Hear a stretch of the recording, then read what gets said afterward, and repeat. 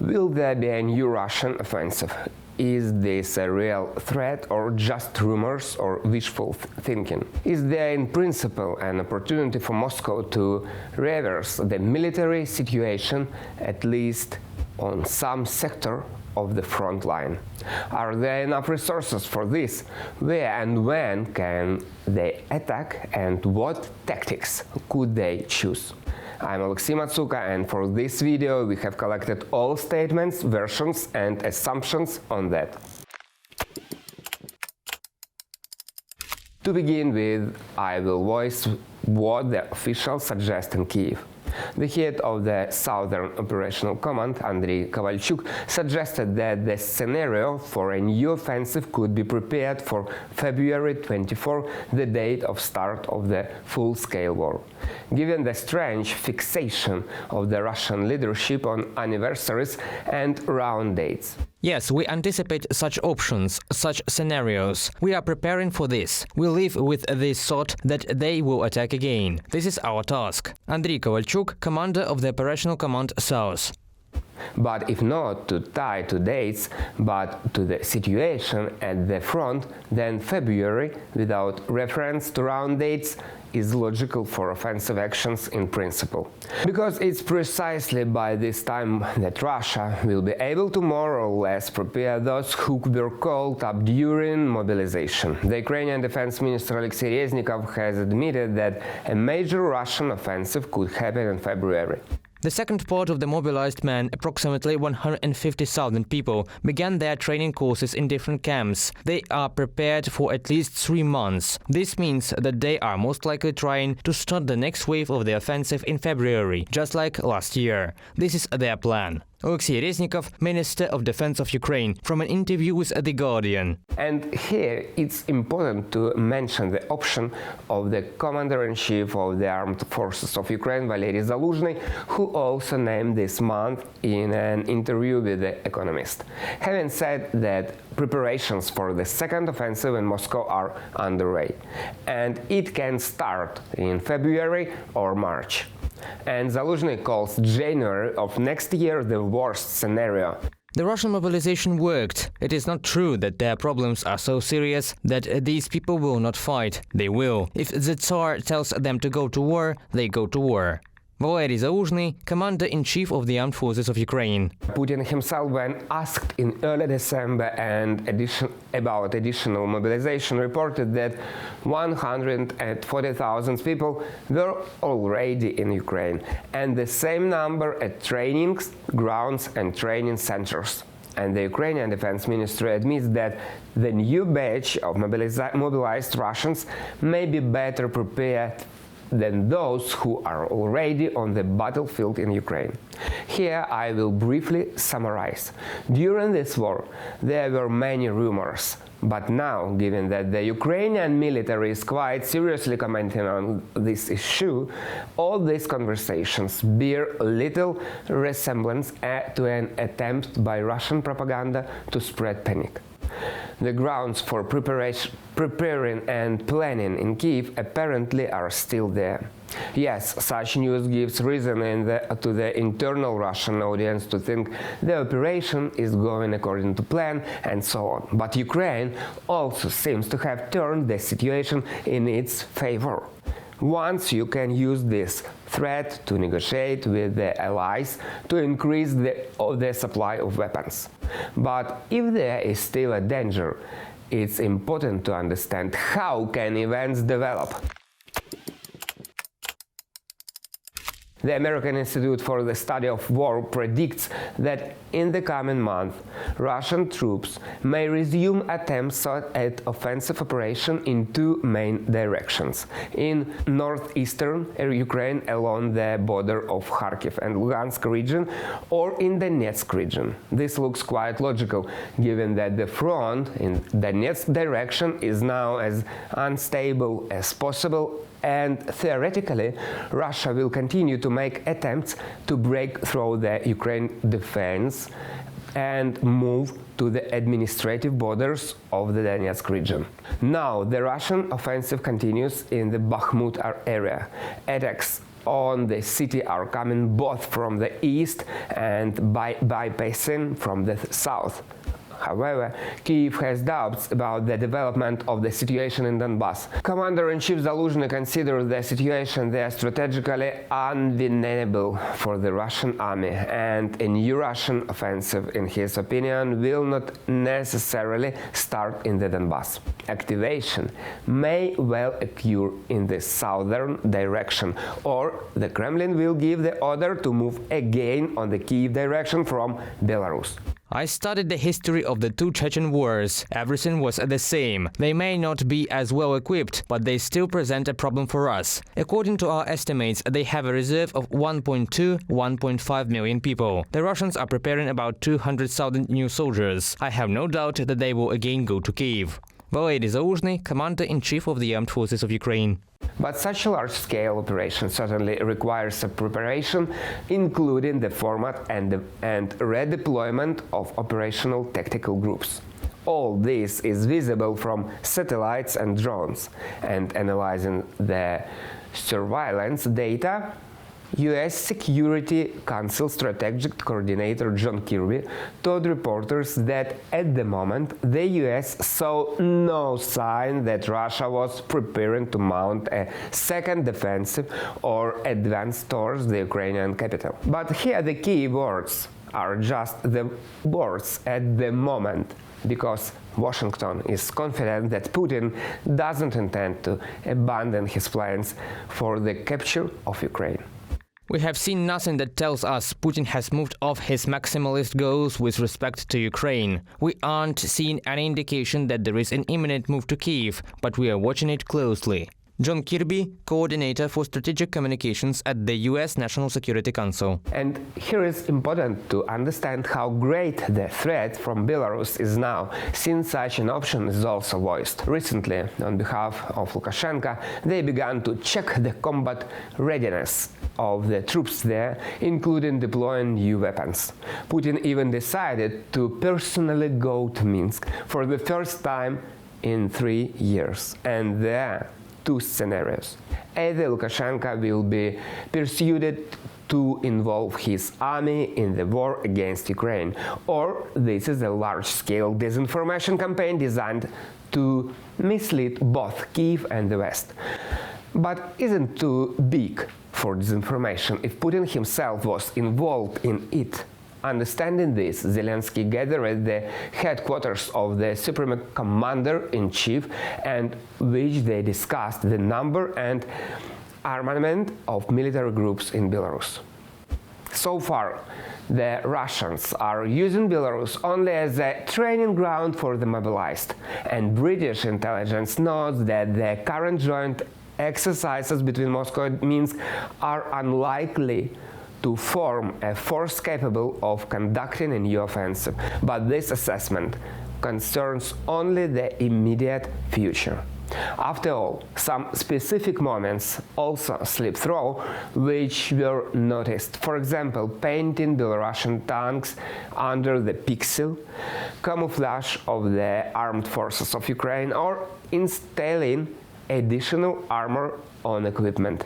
The training grounds in Belarus, where the mobilization training of its army could be deployed, are now occupied for the training of mobilized Russians. Apparently, the Russians even begin to take out some surplus ammunition from the warehouses of the Belarusian military. Therefore, at this stage, the scenario is ruled out that Lukashenko's troops will be the main strike force of a new offensive against northern Ukraine. Rather, that Lukashenko's troops will be an auxiliary force for the troops of the Russian army. Ivan Kirechevsky, Defense Express analyst. If we don't consider Kyiv as the main goal of the offensive in the north of Ukraine, then, according to military analysts, Russia's strategic task could probably be to take control of the Kyiv-Warsaw highway, along which, according to the media, the Western armaments received by Ukraine are transported.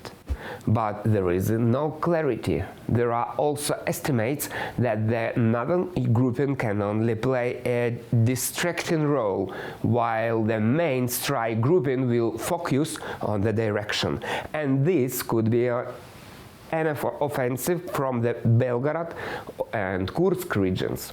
However, this will become clear more preciously, but later, when it will be noticeable where the Russian troops are concentrated.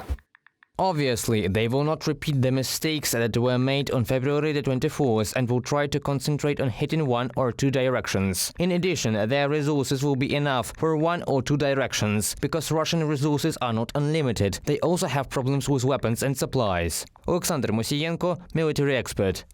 By the way, it's preciously the problems with weapons that will probably become decisive in when and how a new big Russian offensive could take place. The tactics of the Russians after the start of full-scale war against Ukraine has already changed at least twice. For example, the invasion of Ukraine on February 24 was accompanied by airstrikes and the entry of Russian columns. Pretty soon, this method showed its shortcomings. Dozens of planes were shot down, and the concentration of equipment became an excellent target for the Ukrainian military. The last defeat of the large column of armed vehicles trying to break through the Ukrainian defenses occurred near Bilogorovka in mid-May. Then the Russians in one battle lost about 100 pieces of equipment and from 500 to 1,000 soldiers. After that, the Russian command no longer tried to attack using heavy mechanized units. Tanks no longer tried to break into the depth of the defense, creating a springboard for a massive attack. This tactic was effective in World War II, but not now. In addition, after a year of war, given the readiness of the Ukrainian forces, it will not be possible to repeat this. The Russians demonstrated a different approach already in late spring and early summer. The assault on Popasna and the subsequent attack on Severodonetsk, Lysychansk were accompanied by prolonged massive artillery shelling, the destruction of all buildings and structures, after which there were already tank attacks and the entry of infantry. The enemies are not trying to advance, but they are constantly bombarding us with artillery, rockets, MLRS systems, so that we do not transfer our groups to the main direction of attack. The tactics of the Russian occupiers is not to immediately take everything, but to bit by bit from the Ukrainian territories. Yegor Chernev, People's Deputy of Ukraine, Chairman of the Permanent Delegation of Ukraine to the NATO Parliamentary Assembly. Artillery is the queen of war. The Russians choose this doctrine as the main one both before and during a full-scale offensive. But will this tactic work, for example, with a new large-scale attack? After all, biting over peace is clearly not a swift seizure of territories which Moscow is counting on. In addition, Ukraine now has long-range weapons like the HIMARS, which, in theory, could act in advance and destroy artillery as soon as it launches a massive attack and gives out its position. But there is a nuance here. According to military experts, HIMARS are extremely good for mostly stationary targets, where they help the armed forces of Ukraine effectively destroy, for example, Russian ammunition depots and equipment. But it's much more difficult to work directly on artillery, because both self-propelled guns and the Pantsir and Tor missile systems are constantly moving. According to satellite data, you can't aim at them. And for the constant use of drones, ideally, you need to overcome the enemy air defense system. Therefore, here, the advantage of the HIMARS may not seem so tangible. But here a new circumstance appeared. Last week, the British command confirmed what military experts had been predicting since the beginning of autumn. Russia had a shortage of 122 and 152 millimeters ammunition. Russia is facing an acute shortage of artillery ammunition. This means that its ability to conduct successful offensive ground operations is rapidly declining. There is no mystery in this. Putin planned a 30-day war, but Russian guns have been firing for almost 300 days. The closet is empty. Admiral Sir Tony Radakin, the professional head of the United Kingdom's armed forces. And these are not empty words. For example, there was evidence that for massive shelling of Ukrainian energy facilities, Russia uses missiles literally from the assembly line. And they suggest that some types of missiles, such as the Ha-101, are probably almost gone in stock. It would seem that ammunition for the old Soviet artillery equipment in Russia is practically endless. But given that approximately since the end of April, the Russian troops have fired 10–15 times more shells than the armed forces of Ukraine, and their number is already counted in millions, then we won't be surprised if these stocks can finally run out. The Russian Federation is beginning to experience a strategic shell shortage. This war is 95% artillery. They can no longer deploy such gigantic artillery shafts as they did in June and August, up to 60,000 shells a day. And the entire industry can produce a maximum of 120,000 shells per month. That is, this is a 2-day norm. Petro Chernik, military expert.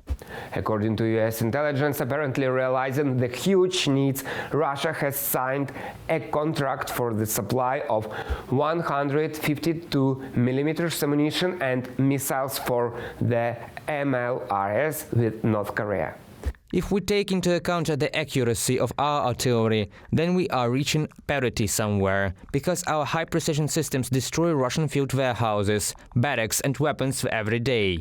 Serhiy Cherevati, speaker of the Eastern Group of the Armed Forces of Ukraine. And yet, according to the press office of the Eastern Group of the Armed Forces of Ukraine, Russian troops have already changed tactics in the Donbass. Now they are divided into separate assault subgroups, while others at this moment cover themselves with fire. It turns out that the Russians began to copy the tactics of the armed forces of Ukraine, because the Ukrainian troops have been using the method of small groups since the battles near Kiev. The change in tactics was recently confirmed by the Russians themselves. From the tactics of a barrage of fire and taking up positions, our army will move on to the tactics of guerrillas and breakthroughs. Gennady Alekhin, former press secretary of the commander of the Southern Military District of the Russian Federation. But the use of small groups is a method more suitable for depleting the enemy's defenses rather than for a large-scale attack. Whether Russia will come up with some new method or a new plan is an open question. But in Kiev, the authorities are sure that Moscow will not succeed in radically turning the tide. For now, Kremlin will probably play for time with all its forces in order to freeze the front and accumulate a sufficient number of reserves, both weapons and human. Maybe that's why all the talk about ceasefire. And so the head of the CIA, a mostly non-public person, went to the press and said, Moscow is definitely not serious about a truce or negotiations. I mean, it's all an imitation. But what is that for? And where is the point when Ukraine may agree to a dialogue? We will definitely talk about this in the new videos. Thank you for watching and see you.